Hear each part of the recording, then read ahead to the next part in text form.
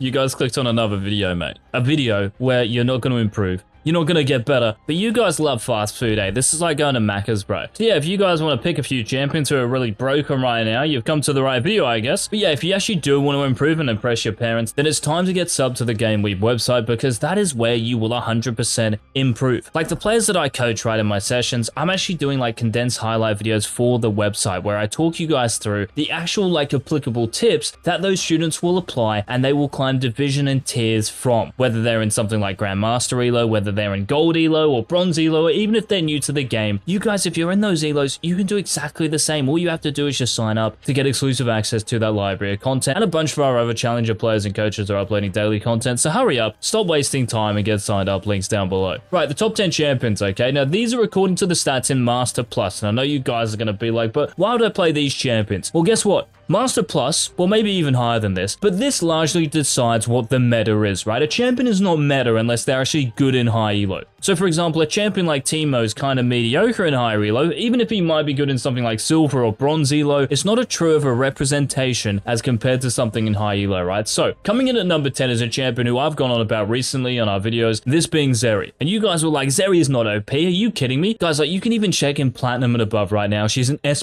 tier champion. And guess what? Because people are now finally building Runaan's Hurricane on this champion, even sometimes before their Navori Quickblade Spike, she's just super busted. And that's the most important thing you guys can do, building Runaan's. Now, I don't care if you build it after Shield Bow, and you can do this if the enemy team is very close range, but for the most part, you're probably just going to be going Shield Bow Navori into Runaan's Hurricane. But it's not the build that's making her OP, it's just the meta. Caitlyn has got worse, right? There aren't that many lane bullies anymore. Draven might be a bit difficult for you to play into, but Lucian got nerfed because of the Nami nurse as well. So in terms of the bot lane, there aren't many like scary lanes, and you can get out of them and become the mid to late game beast that you are designed to kind of be. So you can definitely speed zoom around the map with Zerion 13.5. Very, very good champion. Now number 9 on the countdown is the second best jungler in the game right now, this being Lee Sin. Well, according to the stats anyway in this video, and I would even put Lee Sin as number 1. His win rate you can see in Master and above is 51.35%, and look at his win rate with this rune page for me in over 775 matches, over 54%.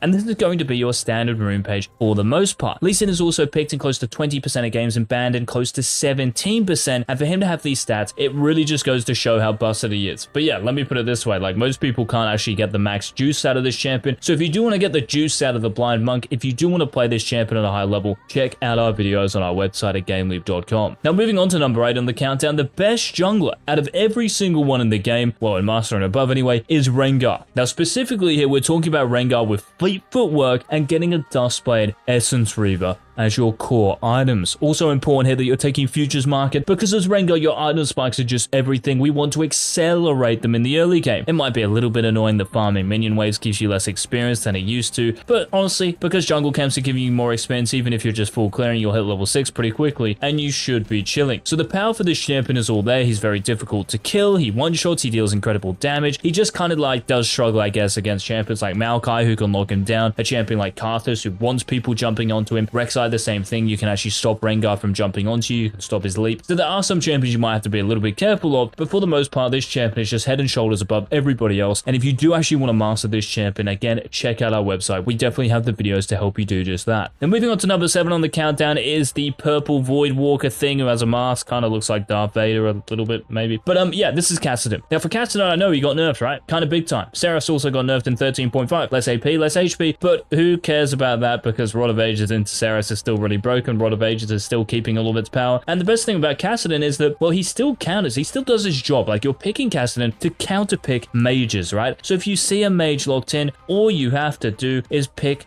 Kassadin. The champion still does his job better than anyone else at countering those immobile, squishy mage targets. You can see though that he does have some hard matchups. So a champion like Malzahar who can lock him down, Tristana being attack damage, Talon's on here as well. Stuff like Aurelia, Zed will do very well as well. So you do have to be careful, definitely don't blind pick him, but if you're going to counter pick him, these runes are definitely the best with Conqueror. You can sack this right very easily, just make sure you're taking Presence of Mind. And yes, getting Aroa makes you so tanky, the HP, the AP you're now getting, the mana of course, and yeah, you should be chilling. Kassadin is surprisingly kind of number 7. Now number 6, we're not staying in the mid lane here because we're talking about Annie, but as a support. Now, if you're playing Annie support, you are still maxing your Molten Shield first, even though they nerfed this a couple of patches ago, but who cares about this? Because it's still giving movement speed, it's still shielding a teammate or yourself, or even Tibbers, right? And Tibbers is just still like kind of unkillable. Also, Annie's threat as a support with your stun, even if you're just starting a level 1 right with your stun, it's very deadly, of course, when you're running Flash. That's also why we want to be running Cosmic Insight in our room page, because we want to be getting as many Flash combos off as possible. This makes you the biggest threat possible. Just make sure, guys, I think anyway, you're taking Shurelya's and then into Rylai's. Interestingly enough, all your mythic and core items. Rylai's will proc on Tibbers, and it pretty much means like the enemy champions just are not getting away from a team fight. Also really useful as well for your other abilities, of course. And yeah, Shurelya's the movement speed to gap close to the enemy champions. Remember, this is still giving you AP. So I'm saying you're not going to one-shot people with this build, but you will still deal easily enough damage. But this is a bit more team-oriented. And you can see the win rate is over 66% in almost 500 games in Master Plus. If this is working like this in high reloads, it's going to work, well, honestly, even more so in lower elos. So Annie's support is number 6. Now moving on to the top 5. The second best support, got a few supports on this countdown, this being Rakan. Now Rakan in recent times has received so many buffs, it's kind of insane, and that's really the reason why he's one of the best supports in the game at the moment. With a pick rate of over 17%, a ban rate of, well, just above 6%, it's not really too bad. But yeah, in over 6,000 matches in Master and above, to have close to a 53% win rate as plus tier champion, if he's not in your champion pool, I don't know what you guys are doing, eh? Like, this champion is one of the most blind pickable supports because there really aren't many supports that do well into him. Something like a Rel maybe, because you can really lock him down, and if a Rakan ever engages into a Rel, the Rel's going to be like, what are you doing, bro? But yeah, Rakan, because of the recent buffs, and because he's such a versatile support, he does well at engaging and peeling, I just think he's an excellent champion to have in your pool, so Rakan is number 5. Now moving to the top lane, the second best top laner, but the 4th best champion in the game according to Master Plus, is Olaf with the biggest highest win rate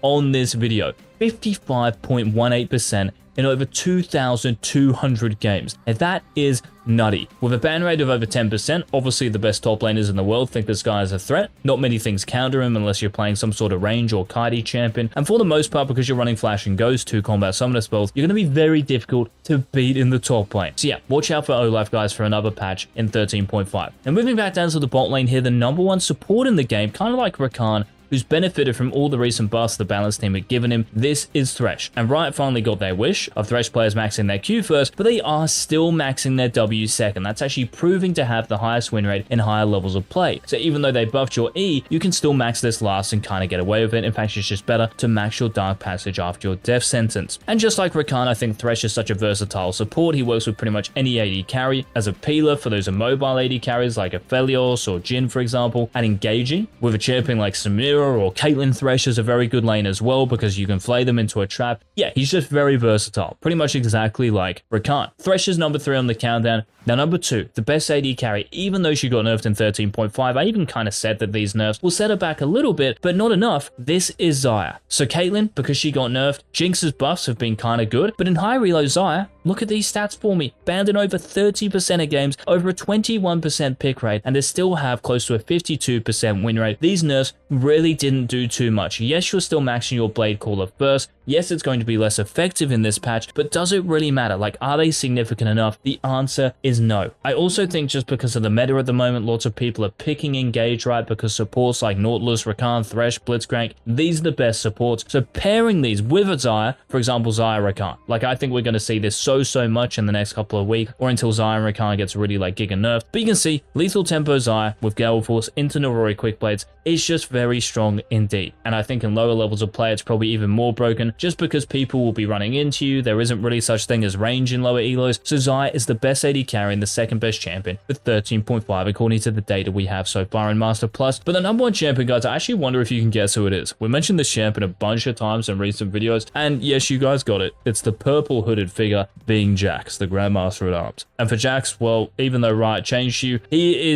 just needs to get nerfed. I don't care. I'm going to come out and say it. I'm sorry if you main Jax. I'm sick of seeing this champion in my games. I'm sick of seeing this champion in every single game I look at. He's picked and banned. But yeah, he's banned in close to 30% of games. Like, he's going to get nerfed again. I'm calling it right now. So in 13.5, if you are a top lane main, if you're a Jax main, abuse him while you still can. You guys know. I don't need to explain to you, yeah, just how good this champion is. If you play top lane, if you played the game in the last, like, I don't know, month or so, you know that the hockey stick is, yeah, you can easily say that he's the best champion in the game. So he's number 1 on this countdown. Guys, thank you so much for watching this update top 10 champions video, I guess. Please make sure we will bring more informative videos, actual, like, you know, tips on how to play the game better in the next few days. So make sure you hit that subscribe button so you don't miss any. If you did enjoy the video, please leave a like down below. And until our next one, this has been Eags, the Jizz, the Cum, the Squirt God. I've got no idea at this point, but yeah, I'll see you in the next video. Peace.